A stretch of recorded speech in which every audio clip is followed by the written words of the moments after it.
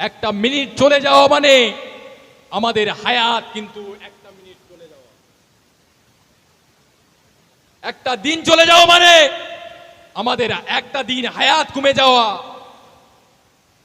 আমাদের কাছে আমাদের মা বাপ, দাদা দাদি, নানা নানি, আত্মীয় স্বজন ছিলেন, তারা সকলে চলে গেল, আমাদেরও চলে যেতে হবে। কথাটা যেন তোমার মাথায় থাকে। এই সামনে 1 জানুয়ারি আসছে,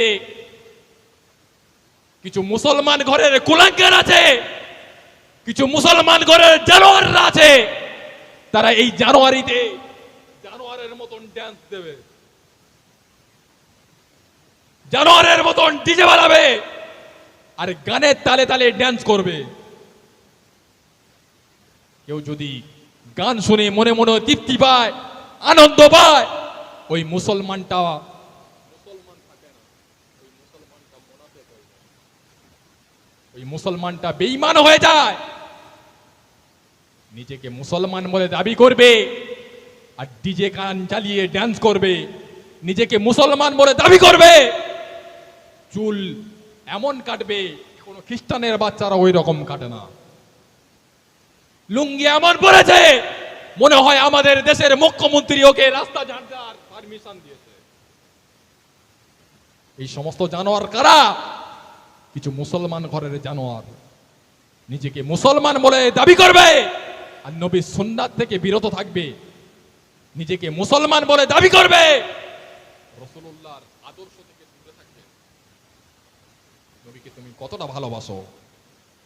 আল্লাহর রাসূল বললেন, মান হাব্বা সুন্নতি ফাকাদ আহাব্বানি ওয়া মান আহাব্বানি কানা মাই ফিল জান্নাহ।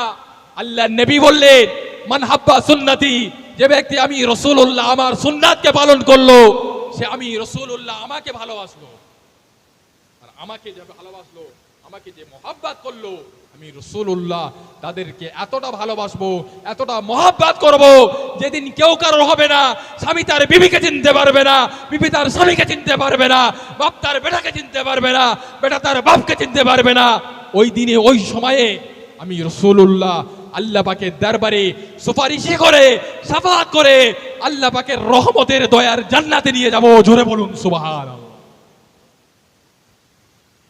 তুমি যদি ডিজে বাজাও, 1 জানুয়ারিতে ড্যান্স করো, আর ওই অবস্থায় যদি অ্যাক্সিডেন্ট করে মারা যাও, কিয়ামতের ময়দানে কি আল্লাহর রাসূলের সুপারিশই পাবে? আল্লাহর রাসূল কি তোমার জন্য আল্লাহ পাকের দরবারে সুপারিশই করবে? নিজেকে উম্মতে মুহাম্মাদি বলবে আর হারামির বাচ্চা, বেঈমানদের বাচ্চাদের মতন ড্যান্স করবে, এটা ইসলাম জায়েজ নেই।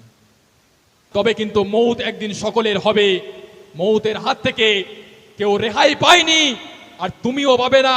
ফেরেশতা আজরাইল আলাইহিস সালাম যার কাছে আসবে তার খবর শেষ হয়ে যাবে। ফেরেশতা আজরাইল আলাইহিস সালাম আসবে না? আসবে না? প্রত্যেকের কাছে আসবে, যার কাছে আসবে তার দাদাগিরি আর মাস্তানি বন্ধ হয়ে যাবে।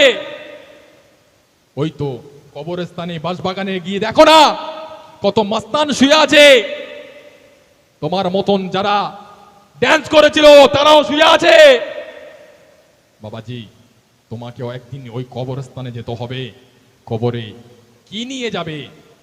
আল্লাহর হুকুম, রাসূলুল্লাহর সুন্নাত অনুযায়ী চলো। আল্লাহ পাক চাইলে তোমার কবরটা আল্লাহ পাকের রহমতের দয়ার জান্নাত হয়ে যাবে, না হয় কিন্তু কবরটা আল্লাহ পাকের কঠিন আযাবে জাহান্নাম হবে।